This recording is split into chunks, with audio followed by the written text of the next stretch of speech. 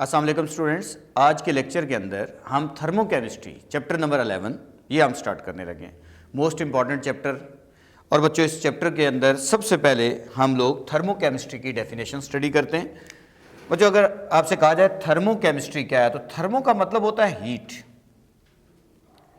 Thermo means heat, और chemistry का मतलब होता है केमिकल रिएक्शन। अगर मैं आपसे कहूं केमिस्ट्री मीन, तो आप कहेंगे केमिकल रिएक्शन। अब इसकी डेफिनेशन करनी है हमने। तो बच्चों, थर्मोकेमिस्ट्री केमिस्ट्री की एक ऐसी ब्रांच है जिसके अंदर हम basically heat changes during the chemical reaction study करेंगे। आप जानते हैं कि बच्चों, जो केमिकल रिएक्शन होता है वो breaking of old bond and formation of new bond. और बॉन्ड ब्रेकिंग एक एंडोथर्मिक प्रोसेस है, हीट एब्जॉर्ब होती है। और बॉन्ड फॉर्मेशन एक एक्सोथर्मिक प्रोसेस है, हमारे पास हीट रिलीज होती है। तो मैं आपसे कहता हूं थर्मोकेमिस्ट्री की डेफिनेशन क्या है, तो हम बच्चों इसकी डेफिनेशन लिखते हैं। Branch of chemistry which deals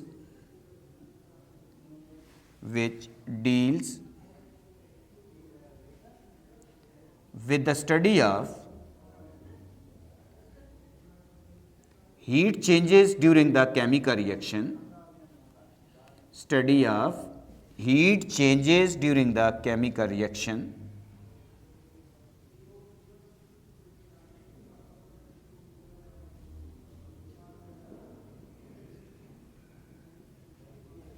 is called thermochemistry. Heat changes during the chemical reaction is called thermochemistry.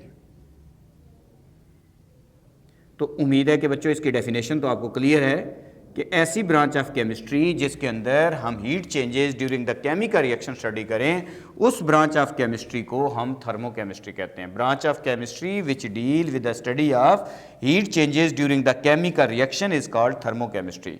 और chemical reaction is the breaking of old bond and formation of new bond. Bond breaking is endothermic process and bond formation is exothermic process. हमें पता है exothermic reaction वो होते हैं जिनमें heat release होती है और उनका डेल्टा एच की वैल्यू हमेशा नेगेटिव होती है। और एंडोथर्मिक रिएक्शंस वो होते हैं जिनमें हीट एब्जॉर्ब होती है और उनका delta H change in enthalpy की वैल्यू पॉजिटिव होती है। अब बच्चों, इसमें सबसे पहले जो मैं टॉपिक स्टडी कराना चाह रहा हूं आप लोगों को बच्चों डिस्कस करूंगा, वो हैस लॉ है, जो मोस्ट इंपॉर्टेंट क्वेश्चन है इस चैप्टर का। हैस लॉ, या इसी के बाद इसकी एप्लीकेशन एक पढ़ाऊंगा नेक्स्ट लेक्चर के अंदर, बार्न-हाइबर साइकिल। बच्चों, ये बोर्ड में मस्ट क्वेश्चन आपको एग्जाम में नजर आता है। हैस लॉ, अगर मैं आपसे कहूं हैस लॉ है क्या, तो आप कहते हैं बेसिकली हैस लॉ क्या है कि हमारे पास कोई रिएक्शन एक स्टेप में हो या एक से ज्यादा स्टेप में हो, डेल्टा एच की वैल्यू जो होती है वो बच्चों सेम रहती है। कोई भी रिएक्शन अगर एक स्टेप में हो या एक से ज्यादा स्टेप में हो, जो डेल्टा एच है जिसको हम चेंज इन एंथैल्पी कहते हैं वो सेम रहती है। ठीक है, इसकी डेफिनेशन हम लिखने लगे हैं बच्चों। इसकी डेफिनेशन ये होगी, हम कह सकते हैं according to this law, according to this law, enthalpy change during the chemical reaction, enthalpy change during the chemical reaction, during the chemical reaction is same whether the reaction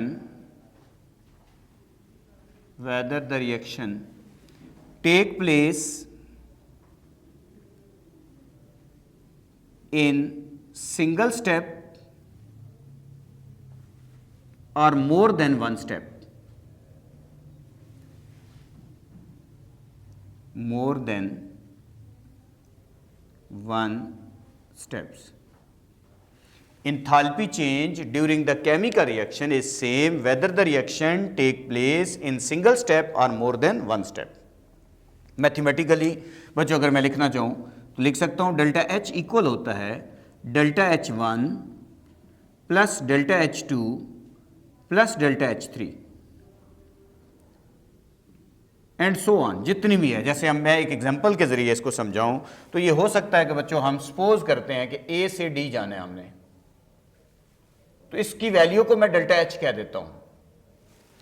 हम A से D जाना था तो एक ही step में चले गए। अगर हम A से पहले सपोज करें B चले जाएं और फिर B से C चले जाएं, C से D चले जाएं, तो ये हम उसी रूट पे आए, उसी जगह पे वापस आए, लेकिन मुख्तलिफ स्टेप से घूम के आए, फिर भी इनका आंसर जो है वो सेम रहेगा। Delta H1 plus delta H2 plus delta H3, इनका सम इक्वल होगा डेल्टा H के। जबकि आप ये रिएक्शन एक ही स्टेप में हो गया, आप ये इधर से घूम के जब इधर गए तो फिर भी हमारे पास उसकी वैल्यू वही आएगी। ये इसका कहने का मतलब ये है। और अगर इसको मैं एक और तरीके से डिफाइन करना चाहूँ, अगर A से B जाए, B से C जाए, C से D जाए और D से वापस A पे आ जाए, एक सर्कुलर प्रोसेस हो जाएगा, साइक्लिक प्रोसेस हो जाएगा। और enthalpy change in a cyclic process is always zero. Enthalpy change in a cyclic process is always zero. जिसकी मैथमेटिकल फॉर्म ये भी लिख सकते हैं, समीशन का साइन डाल के, सिग्मा भी इसको लोग पढ़ते हैं, delta H cyclic, enthalpy change in a cyclic process is always zero. तो ये हमारे पास ये भी इसकी मैथमेटिकल फॉर्म है। तो एक स्टेटमेंट क्या समझ आती है बच्चों हेस लॉ की, according to this law enthalpy change during the chemical reaction is same whether the reaction take place in single step और मोर देन वन स्टेप। दूसरी इसकी स्टेटमेंट क्या है, enthalpy change in a cyclic process is always zero. जैसे enthalpy change in a cyclic process is always zero की mathematical form ये है, और इस स्टेटमेंट की मैथमेटिकल फॉर्म आपके सामने ये लिखी हुई है। अब इसकी एक्सप्लेनेशन पे जाते हैं बच्चों। इसको हम एक्सप्लेन करते हैं कि हम इसको मजीद कैसे एक्सप्लेन करते हैं। एक्सप्लेनेशन में मैं आपके सामने एक रिएक्शन के जरिए इसको एक्सप्लेन करता हूं, और रिएक्शन नंबर 1 है, यानी सिंगल स्टेप प्रोसेस की हेडिंग लगा देता हूं। सिंगल स्टेप प्रोसेस, इसकी हम हेडिंग लगाते हैं जी, सिंगल स्टेप प्रोसेस। एक रिएक्शन एक ही स्टेप में हो रहा है तो उसकी डेल्टा H की वैल्यू क्या होगी। जैसे हमारे पास सिंगल स्टेप प्रोसेस है, carbon physical state solid, oxygen physical state gas, और इक्वल है इनटू आ जाएगा कार्बन डाइऑक्साइड, ये बन रहा है, इसकी फिजिकल स्टेट भी गैस है। डेल्टा H की वैल्यू, चेंज इन एंथैल्पी की वैल्यू होती है -393.5 किलो जॉल पर मोल, ये इसकी वैल्यू है। और इसकी फिजिकल स्टेट लिखना ज़रूरी है बच्चों इस चैप्टर के अंदर, क्योंकि फिजिकल स्टेट इसलिए ज़रूरी है कि अगर मैं फिजिकल स्टेट ने चेंज कर दूं तो delta H change in enthalpy की वैल्यू चेंज हो जाती है। तो इसलिए अगर आपसे पूछा जाए कि इस चैप्टर में क्या चीज़ ज़रूरी है, तो आप कहते हैं फिजिकल स्टेट ऑफ रिएक्टेड और प्रोडक्ट लिखना ज़रूरी है, क्योंकि डेल्टा H की value physical state of reacted और प्रोडक्ट पर डिपेंड करती है। अब ये तो सिंगल स्टेप प्रोसेस था। अब इसको मैं 2 स्टेप प्रोसेस में, तो बच्चों यहाँ से इसको मैं 2 स्टेप प्रोसेस यहाँ से इसको एक्सप्लेन करता हूँ। किसी रिएक्शन को मैं ब्रेक करके लिखूंगा, फिर भी आंसर जो है आप देखेंगे हेस लॉ के मुताबिक सेम आएगा। तो अब मैं नेक्स्ट हेडिंग बना रहा हूं, 2 स्टेप प्रोसेस। इसी रिएक्शन को मैं 2 स्टेप में लिख दूं तो कार्बन ऑक्सीजन से रिएक्शन करता है, कार्बन डाइऑक्साइड बनता है। लेकिन अगर इस रिएक्शन का ऐसे कर दूं कि कार्बन की physical state solid, half mole of oxygen physical state gas, और आगे कार्बन मोनोऑक्साइड बन रहा है, मैंने बनाना कार्बन डाइऑक्साइड था, कार्बन मोनोऑक्साइड बना दिया, इसको मैं डेल्टा H1 कह दूंगा, और इसकी हमारे पास डेल्टा H1 की वैल्यू है वो हम लिखेंगे -110.52 किलो जॉल पर मोल। अब इसी तरीके से मैंने बनाना कार्बन डाइऑक्साइड है, तो ये फर्स्ट स्टेप हो गया इसका। सेकंड स्टेप, अगर सेकंड स्टेप पे आते हैं तो कार्बन मोनोऑक्साइड जो बना, इसका रिएक्शन दोबारा हाफ मोल ऑफ ऑक्सीजन से कर दूंगा जिसकी फिजिकल स्टेट गैस है, और डेल्टा H हमारे पास CO2 बन जाएगा, और कार्बन डाइऑक्साइड पे वापस आ गए, इसको डेल्टा H2 कह दूंगा, और इसकी वैल्यू मेरे पास है -283.98 किलो जॉल पर मोल। अगर मैं नेट केमिकल रिएक्शन हासिल करूं बच्चों, नेट केमिकल रिएक्शन अगर आप इन दोनों स्टेप को ऐड कर दें, अकॉर्डिंग टू हेस लॉ इन दोनों स्टेप को आप ऐड करें, तो आपके पास नेट केमिकल रिएक्शन क्या आएगा समझने के लिए कि इसको आप इससे क्रॉस कर सकते हैं। ठीक है। और ये आपके पास नेट केमिकल रिएक्शन ये आएगा कि कार्बन फिजिकल स्टेट सॉलिड और आपके पास कार्बन ऑक्सीजन हाफ मोल 1 मोल बन जाएगा और कार्बन डाइऑक्साइड बन रहा है और इसकी फिजिकल स्टेट भी गैस है। अब इन दोनों स्टेप को आप ऐड करें delta H1 plus delta H2 तो इनका सम जो है हमारे पास आएगा वो इक्वल आएगा -393.5 किलो जॉल पर मोल। इसका मतलब है हैस लॉ के मुताबिक अगर हम देखें, क्योंकि हैस लॉ की हमने स्टेटमेंट अभी हमने पढ़ी है कि कोई रिएक्शन एक स्टेप में हो, एक से ज़्यादा स्टेप में हो तो डेल्टा H का आंसर सेम आता है। तो मैं कह सकता हूं बच्चों इस जगह पे according to Hess law, according to Hess law, इस लॉ के मुताबिक हम अगर फार्मूला लिखें तो डेल्टा H ये हमारे पास है एक स्टेप में रिएक्शन और ये हमारे पास है delta H1 plus delta H2। तो डेल्टा H इक्वल होगा delta H1 plus delta H2 के। अब हम डेल्टा H की जगह वैल्यू पुट करें तो -393.5 किलो जॉल पर मोल। डेल्टा H1 की जगह वैल्यू पुट करें -110.52 प्लस आपके पास आ जाएगा और ये प्लस माइनस माइनस हो जाएगा। अब हमारे पास आ जाएगा 283.98। इन दोनों को ऐड करें तो बच्चों इसका आंसर वही आएगा जो एक डेल्टा H का है, तो ये भी आएगा -393.5 किलो जॉल पर मोल। मैंने कहा था साइक्लिक प्रोसेस हो जाए तो एंथैल्पी चेंज जीरो हो जाती है, तो इसलिए अगर मैं साइक्लिक प्रोसेस पे वापस आ जाऊं, जहां से मैं शुरू हुआ हूं वहीं पे वापस आ जाऊं, जैसे मैं कह रहा था कि ए से बी जाए, बी से सी जाए, सी से डी जाए, डी से ए पे वापस आएं, तो इस वैल्यू को अगर आप इधर ले आते हैं तो -393.5 और वो इधर आएगी तो माइनस की जगह प्लस हो जाएगा, 393.5 इक्वल टू 0 हो जाएगा। तो enthalpy change in a cyclic process is always 0। ये भी इसकी मैथमेटिकल फॉर्म है। तो हमें एक तो इसमें से हैस लॉ की स्टेटमेंट तैयार कर लेनी है, दूसरा हमें इसके लिहाज से सिंगल स्टेप रिएक्शन एक्सप्लेन करना आना चाहिए, फिर 2 स्टेप रिएक्शन एक्सप्लेन करना आना चाहिए। और इसी तरीके से बच्चों इसकी मैं अब बनाने लगा हूं energy cycle, energy cycle for formation of carbon dioxide बनाने लगा हूं। तो बच्चों इसका एनर्जी साइकिल यहां से मैं लिखना शुरू करता हूं, एनर्जी साइकिल उधर बनाता हूं। तो यहां पे मैं लिखने लगा हूं जी एनर्जी साइकिल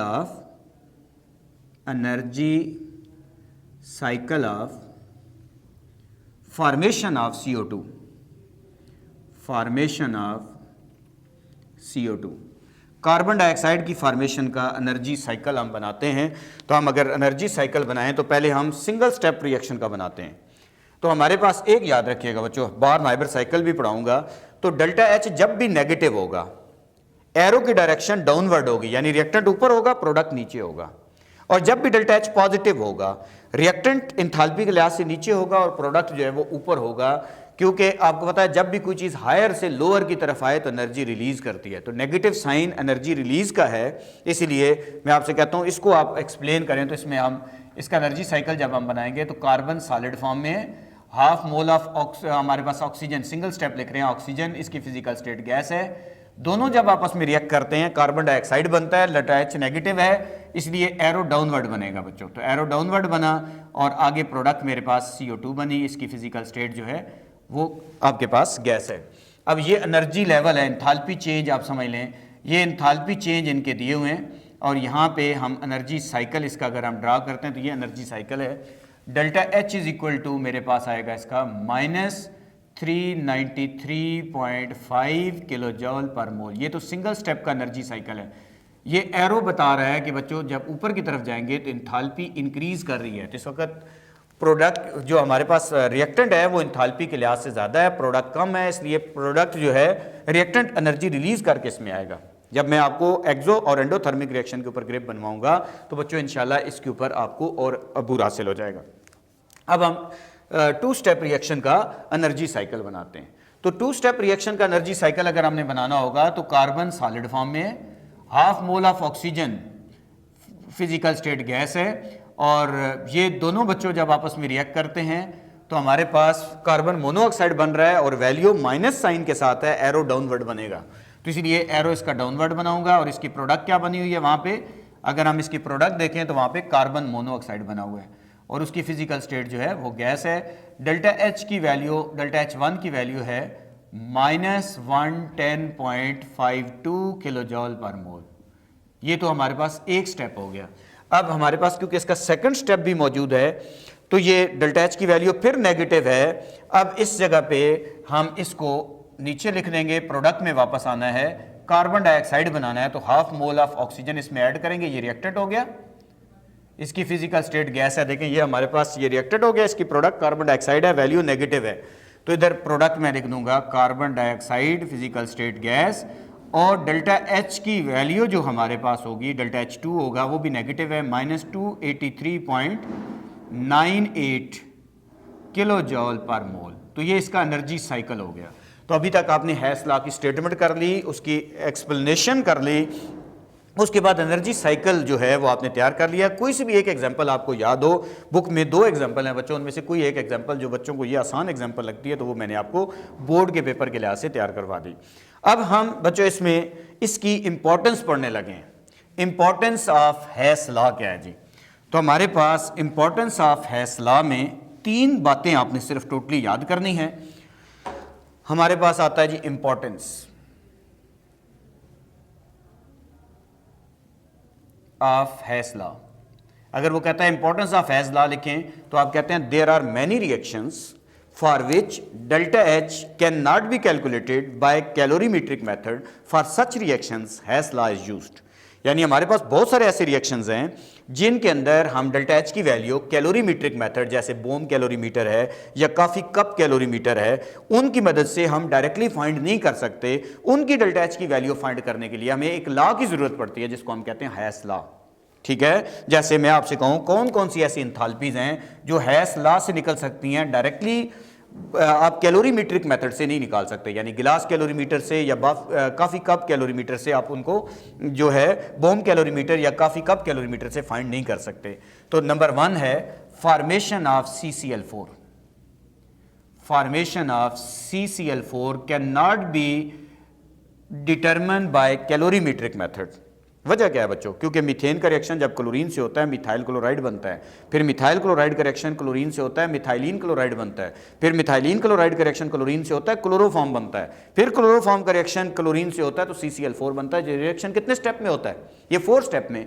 तो कैलोरीमीट्रिक मेथड हर स्टेप की अलग अलग वैल्यू देगा, लेकिन एक ही CCl4 की वैल्यू को फाइंड करने के लिए कौन सा लॉ अप्लाई करना पड़ेगा? Hess law. तो enthalpy of formation of CCl4 can not be measured by calorimetric method, इसलिए इसके लिए आप हेस लॉ यूज करेंगे। सेकंड, इसी तरीके से formation of boron oxide, formation of boron oxide ये भी आप कैलोरीमीट्रिक मेथड से फाइंड नहीं कर सकते बच्चों। ठीक है, formation of boron oxide can not be measured by calorimetric method.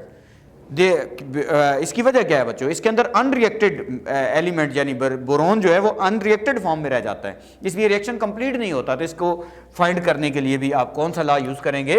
हेस law use करेंगे। थर्ड हमारे पास है formation of aluminium oxide. Formation of aluminium oxide. बच्चों अल्मुनियम ऑक्साइड की फॉर्मेशन भी डायरेक्टली कैलोरीमीट्रिक मेथड से फाइंड नहीं हो सकती। वजह क्या है? अनरिएक्टेड अल्मुनियम लेफ्ट बिहाइंड, यानी अनरिएक्टेड अल्मुनियम इसमें बाकी बच जाता है, इसके ऊपर ऑक्साइड कोडिंग हो जाती है और अनरिएक्टेड अल्मुनियम अंदर रह जाता है इसके सरफेस के ऊपर ऑक्साइड कोडिंग आने की वजह से। तो इसलिए ये रिएक्शन कंप्लीट नहीं होता, तो इसलिए इसकी भी फॉर्मेशन कैलोरीमीट्रिक मेथड से जो है वो हम नहीं कर सकते, तो इसके लिए भी हेस लॉ की जरूरत पड़ती है। तो मैंने क्या बताया कि there are many reactions for which delta H can not be calculated by calorimetric methods. For such reaction Hess law is used. For example, formation of CCl4 या formation of aluminum oxide या formation of boron oxide जो है ये कैलोरीमीट्रिक method से find नहीं होती। इनकी delta H की वैल्यू को फाइंड करने के लिए हमें एक लॉ की जरूरत पड़ती है और उस लॉ को हम क्या कहते हैं? हेस लॉ। तो बच्चों ये हमारे पास हेस लॉ के बारे में था। अब इसकी एप्लीकेशन है बॉर्न हाइबर साइकिल। इंशाल्लाह नेक्स्ट वीडियो के अंदर हम उसको कंटिन्यू करेंगे। थैंक यू वेरी मच बच्चों।